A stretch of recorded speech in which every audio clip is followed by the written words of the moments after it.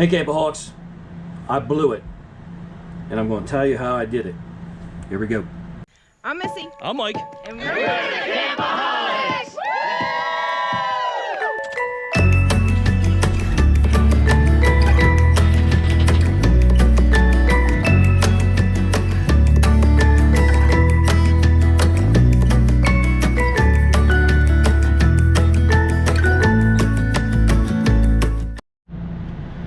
All right, some important equipment to have as an RVer is a water pressure regulator gauge. I know this because at our last campground, I had left this on the spigot outside.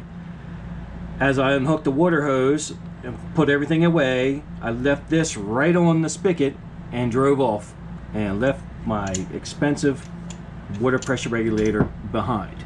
Another thing I like to do is I like to put a Y connector on at the spigot outdoors. And by the way, the reason why I'm not outdoors right now because it's 105 here in Utah.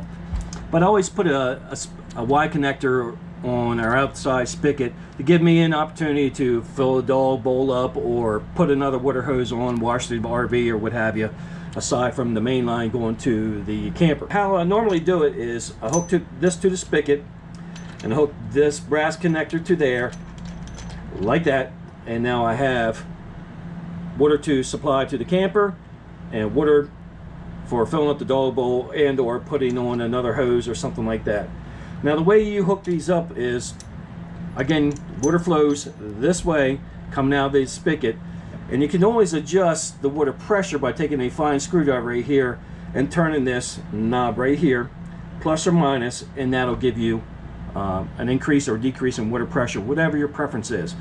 Generally, I like to keep mine about 45 to 50 pounds, but I know darn well that campground was running a good 60 pounds just by feeling the hose. So I'll post a link to these items below. This is a good one. This is called the Regulator. I've had this before, the one I left at the campground. It's got a 1-year warranty on it.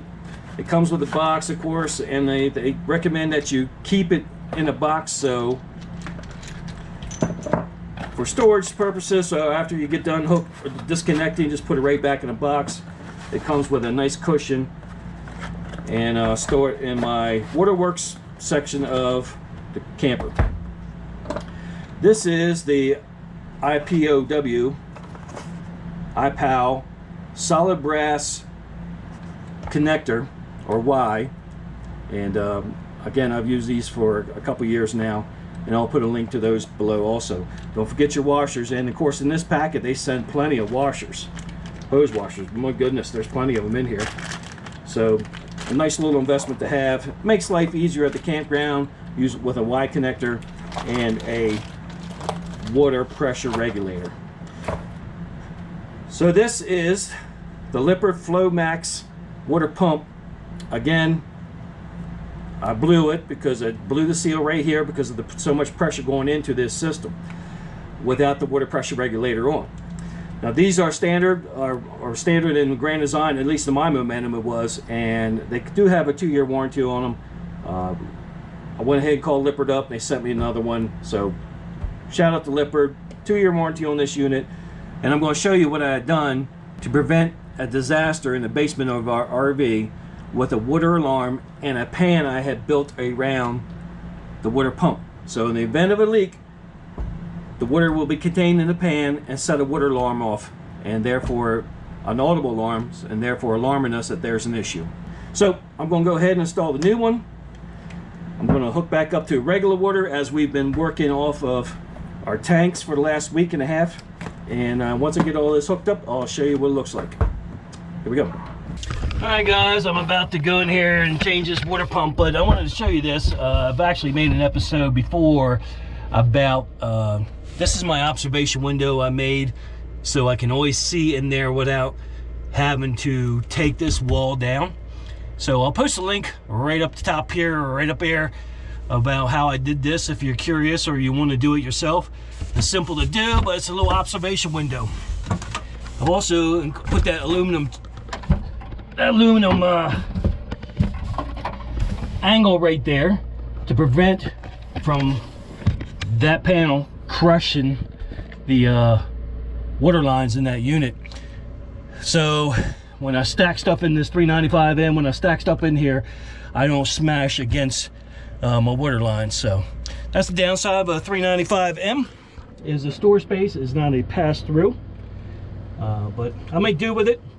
It's bigger than the 395MS, so in that respect, so it's worked out for us.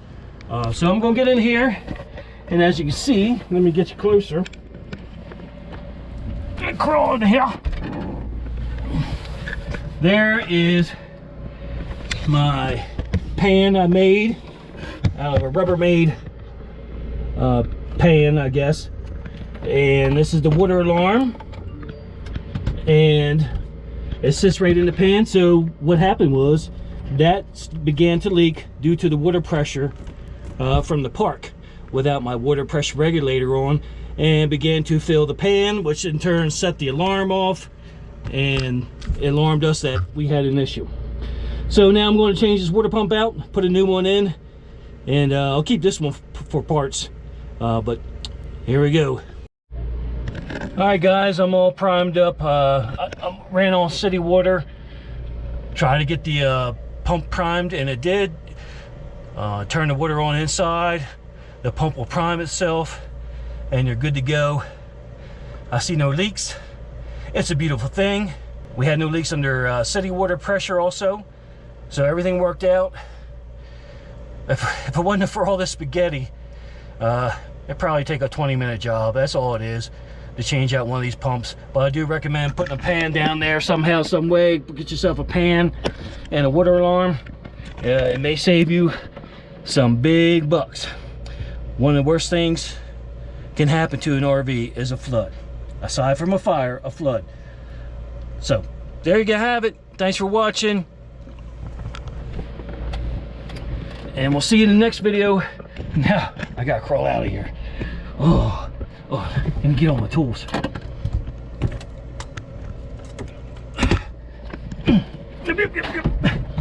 All right, bye-bye.